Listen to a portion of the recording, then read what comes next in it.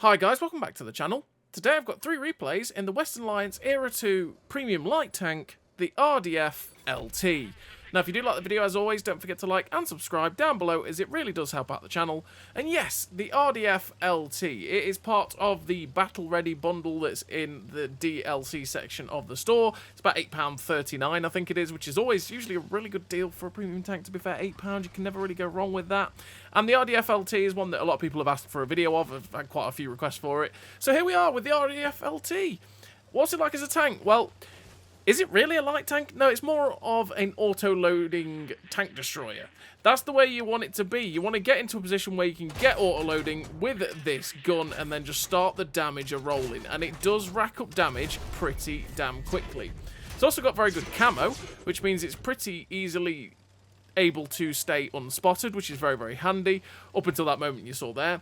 The angling on the armour is enough that you can actually ricochet some shots that you sit there going, how did I bounce that? Okay, sure. And especially when you're going against the auto-cannon-y type vehicles like Weasels and Vads as well, you actually bounce quite a few of their shells off of your frontal armour just because of this sloping on the armour, not the actual thickness, which is a definite bonus for the RDF LT. But it's one of those vehicles that actually got buffed not long after, well, not say not long, it got buffed a wee while ago, after it came out, because it used to have this 6-shot auto-loading clip, but it was 240 alpha, and then they buffed it up to 320, and it made a world of difference because the actual clip potential was a lot more than it was beforehand.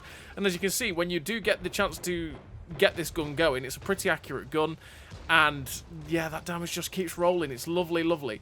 You don't think you're buying a light tank that's going to go scouting, running in front of the enemy team, spotting them all and avoiding all the shots, because it's not going to do that. It is a rather large target. It is more of a tank destroyer than it is a light tank, where you use your mobility to get to the flanks and then just start the pain train rolling, because it's just the way the RDF LT rolls. So we've got a 70.84 km/h top speed with the RDF LT, 30.14 km/h reverse speed, a 400 horsepower engine, which is 29.07 horsepower per ton ratio, which means you do get to the top speed very, very easily. It's a very, very mobile vehicle, this tank. Ground resistances don't hold the tank back whatsoever, just like most vehicles in Cold War, which means, yeah, the mobility on this tank is pretty damn solid. Obviously can't outrun quite a few of the medium tanks at 70 km/h. You do struggle to outrun some of those, and quite a few of the other light tanks at your own tier, or should I say own era as well, means that you can't get away from them. You can't get away from a Weasel, for example. There is no hope of that. But if you keep your frontal armour pointed to them, there's actually a chance that you might survive quite a few of the shots by just ricocheting them. 12% internal fire chances in the low end of fire chances, and it doesn't really get set on fire that often unless you catch a big shell in the backside. You've got 47.63 degrees a second on the hull rotation speed, which means it does turn its tracks pretty quickly. Not incredibly quickly, actually, for a light tank, but it's still very quick at 47.63 degrees. You've got 128 meters of still concealment, same as on the move concealment, which is very, very nice concealment indeed, and again, helps you to stay unspotted in quite a few situations, giving you the ability to drop this clip without getting spotted quite a lot, and it gives you that chance to keep damage rolling without the enemy managing to get target acquisition on you, and so it'll take them a little bit longer to be able to manually find you with true vision, and you can just keep that damage going, and you can cause confusion in that way as well, which is nice. 573 meters of view range is a decent amount of view range as well for an Era 2 light, meaning you can spot for yourself pretty good. 62.58 degrees a second on the turret rotation speed is very, very quick, which means the turret out-traverses the tracks massively quickly, which is great. You know me, I love that. 0.44 accuracy during rotation, with a 1.29 accuracy during movement, means that the aim circle doesn't bloom out that much at all on this gun, and it is pretty much always ready to get the shells rolling out of this clip. And as you're seeing here, the gun handling is just absolutely lovely. As you've got a 1.63 second aim time as well, which means it doesn't take long to aim the gun in, even if the aim circle does bloom out that little bit. So yeah, the gun handling on this tank is absolutely fantastic, and it's definitely a strong asset for the vehicle. As you've got 0.26 accuracy at 100 meters, like I say, as well, which means, yeah, super duper accurate when you get it fully aimed in. So you also got 15 degrees of gun depression on this vehicle as well, which is absolutely incredible for the RDF LT too. Means you're fantastic on a ridgeline. This tank is just such a little flexible tank. It's very, very nice indeed to play, as you saw with that first game with the 1552 base XP, 7.2k damage, 5 kills, first class as well. Really nice game there for the RDF LT, showing what it's capable of, where you want to be that flanking menace. You want to be able to get onto the sides of the enemy vehicles, drop the clip, be that distraction, and then get out of dodge if they decide that you're the one that they want to get, like we did when we went after the Magax and the M60s.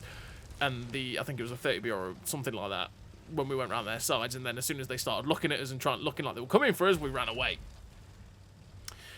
So yeah, you've also got on this tank, like I say, that 15 degrees of gun depression, which is absolutely phenomenal. It helps you so much in situations like this. I think you get a little bit more over the side than you do over the front.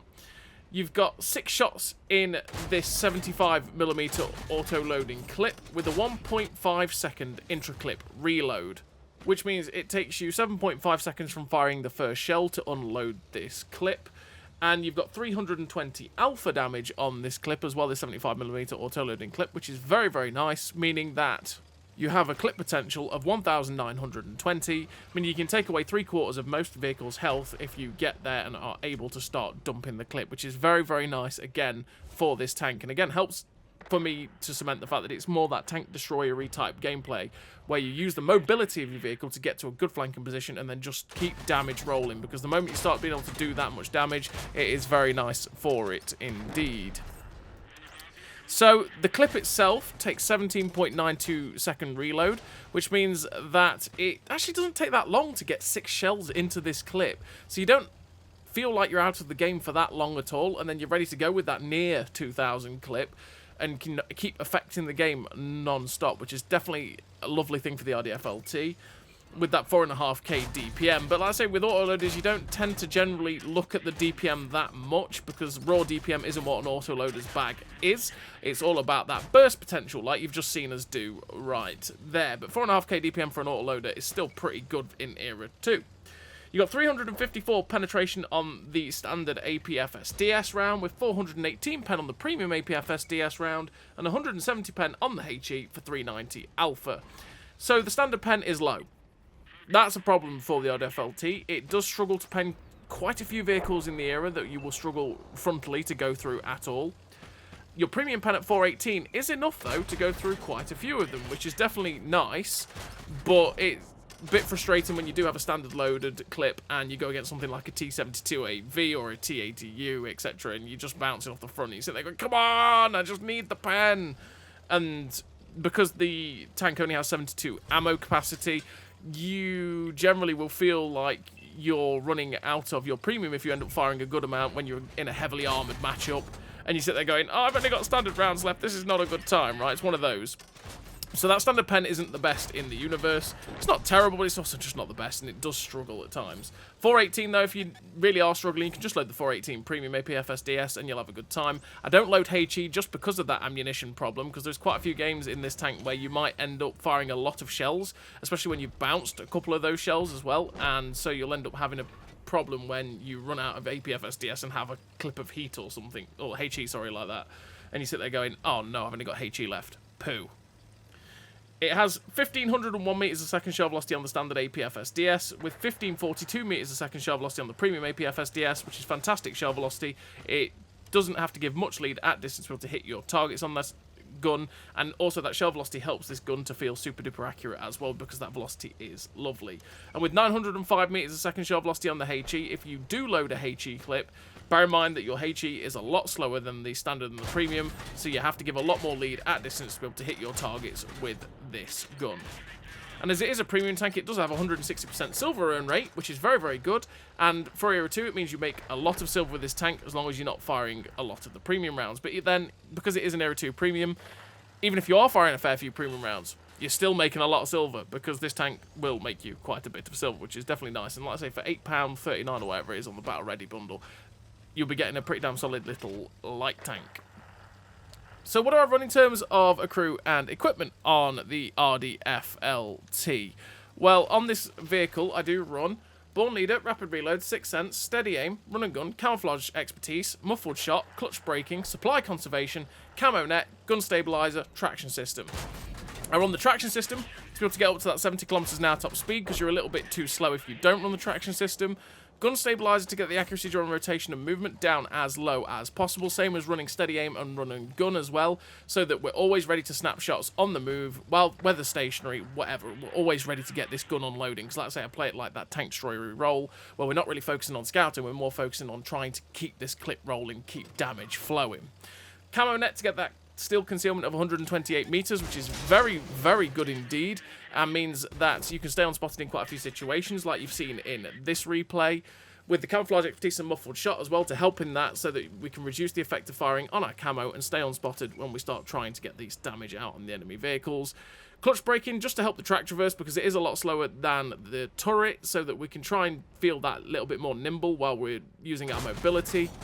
And the supply conservation, which I'm not using in these replays, but it's definitely something that you probably want to think about running on the RDF LT, so that we can get that smoke back faster. Because getting that smoke back faster, and because of how long it takes to get the smoke back in general, supply conservation gives you a big amount of time off of that cooldown, and it's something that can be very, very handy for the RDF LT. I just didn't change the crew skill out from one of my other light tanks, because I was running, I think, armor angling, so I was reducing the amount of damage coming into the tank by 5%. But supply conservation is definitely a very, very valid choice for this tank. But it's really down to you and how you want to kit out the vehicle. It's really how you're going to get the most out of a tank generally, as my setup might not work for you, that sort of thing. So this second replay here on this map, which is Redshire, we're up to 7.5k damage with 442 assistance, and they had 3 tanks that were right next to our cap and were all very, very healthy. And I decided, okay, my guy's capping. There's no point going after the 3 tanks that were all very healthy, 3 MBTs that will maul me very easily, all healthy. I'll struggle to pen them, and they were near my cap, which meant that I thought they're probably going to cap. I may as well go help my team win. We're finished with the first class, the Eagle Eye for damage on unspotted targets, 1398 base XP with the 7.5k damage and 3 kills. Again, a really nice game for the RDF LT there on Redshire, showing off what it's capable of, the playstyle it really wants to be doing. And just, yeah, it's a lovely little tank, the RDF LT. It really is. It's very, very enjoyable. So we're on to this third and final replay. This third and final replay, we're here on this map, which is the new one, Death Valley. And on Death Valley, what I want to do is go to the hill at H9. Why H9? Because it's got the elevation to see over this entire section of the F to K line. And it's a very strategic point to take. And especially in Cold War, where true vision is a thing, it's a very, very handy spot to take, because you can literally see across the whole map. You can see anything that's unspotted. There's a lot of open ground in this section, making it a very, very strong position indeed. In World War II, it's very, very strong because the elevation is good, and you can use the little ridges to try and spot out, catch people out in the open and farm them. Whereas you don't really have to even spot them out in Cold War. You can just try and use true vision, see them physically, and go, aha! A tank to shoot, which is what we're currently doing. I'm currently trying to look over the top of ridge lines to see if I can see any outlines of a vehicle moving, which we've just seen there. We can see that tank, whatever it is, moving out, and it's a Leopard 1. Perfect tank to find. Mr. Leopard 1 is an easy pen for us in general, and we managed to put out 5 out of the 6 shots into that guy with another shot into the Stingray, and we've done 1639 damage with a kill there on that Leopard. Bit lucky that that M163 Vads didn't decide to absolutely smash us in the side with his chain gun, but that would have been a bad time. But he got a bit distracted by what's going on in front of him. And this is what I'm saying about the clip. The clip is lovely. It doesn't take long to get the clip going, and before you knew it, we're back in the fight, getting in here to get our next set of kills, as we picked up the kill on the Vads and some more damage on that T64. And within the first 2 minutes, we're already up to 3.1k damage, 216 assistance damage with the 2 kills. And a lot of the rest of their team are genuinely towards our cap area. Oh, that poor what did that TR-85 do? He must not have realised there was a cliff there. So we need to get over to the other side of the map, because they're starting to pressure our guys at DE67. So we need to get over there, get behind them, and then start pressuring them from behind, as that will, again, get the enemy team caught in a crossfire, get up behind them around D5, and then just keep damage flowing. We've got to be careful, though, of C4, because there's still quite a lot of enemy tanks left alive. Anyone could come up on that left-hand side, and just, if there's something with a chain gun or with a autocannon, we're just going to die very fast. So we've got to be careful of that. So I'm always keeping my eye on the map. As you can see, there's a light tank down at C4, but I was just ready to be able to keep my shells running into the back of that M60 and the Stingray. And it is a Marder A1. Now that Marder A1 again can wreck us very, very easily, because his gun is absolutely immense and he's got 80 GMs. But again, if I had my front to that Marder, there's a very chance that he could actually end up bouncing shots. So the M60 comes after my leopard friend. So we're just going to use the distraction of the leopard to get the shots into this M60, who is a one-shot for us with that shell setting him on fire. We get another shot into the little XM800T, who comes screaming through. And we're up to 6.8k damage with 216 assistance, the 3 kills. Just keeping an eye on what that XM800T is doing, and with him running away, I can just wait for my clip to come back in before we get in on this Stingray and the other medium tank. So we put 1 shot into the Stingray, 2 shots, he's now a 1-shot, finish him off, and the Leopard 1A5, we end up bouncing off our friend. We get the tracking shot into the Leopard, and then keep him pinned there, pop smoke so that we don't take any more hits. Now we can run away and go and try and find their sides, because I don't really want to be around the front and be the focus of the attention of those Leopards. I'd rather flank round and go somewhere else.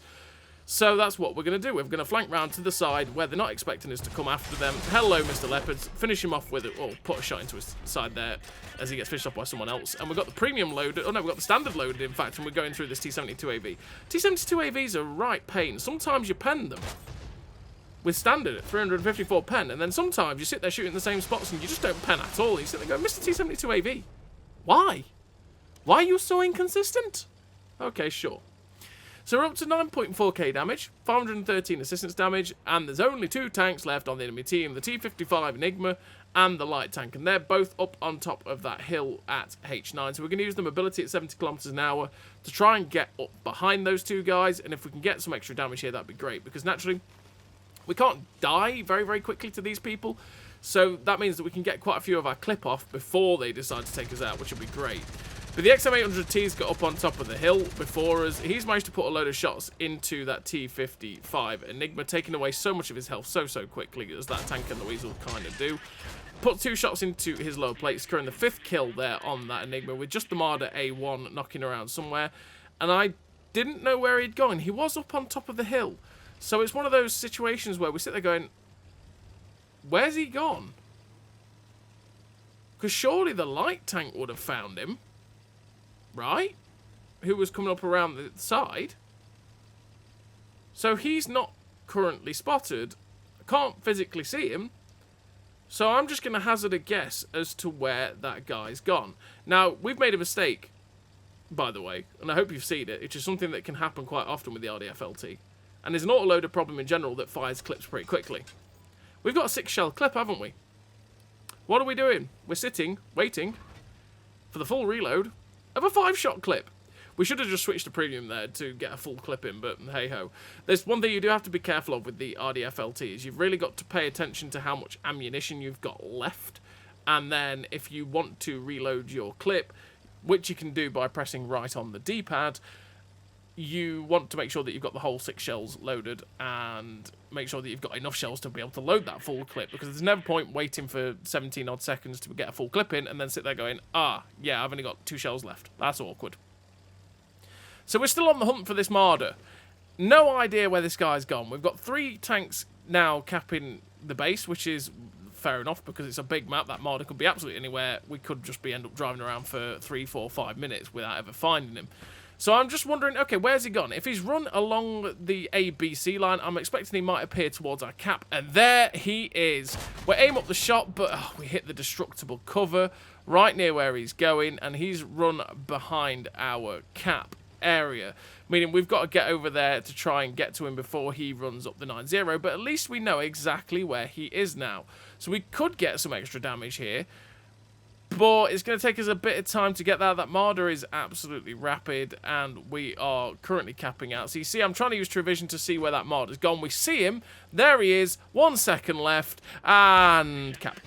So we don't quite get there in time to get the shots into the Marder. And we'll finish the game with a really good total, though, for the RDF LT. We're finished with the victory. 5 kills, 9,916 damage, 513 assistance. The ace tanker, the high caliber, with that 1659 base XP. And we also made 282,000 silver from that game, and that was without a silver booster, which means, yeah, like I say, this tank does make very good silver. And like I say, it is a really solid pickup of a tank, and especially for £8.39 or whatever it is in the Battle Ready bundle, I don't think you can go wrong. So as always, everybody, thank you very much for watching. I'll see you next time.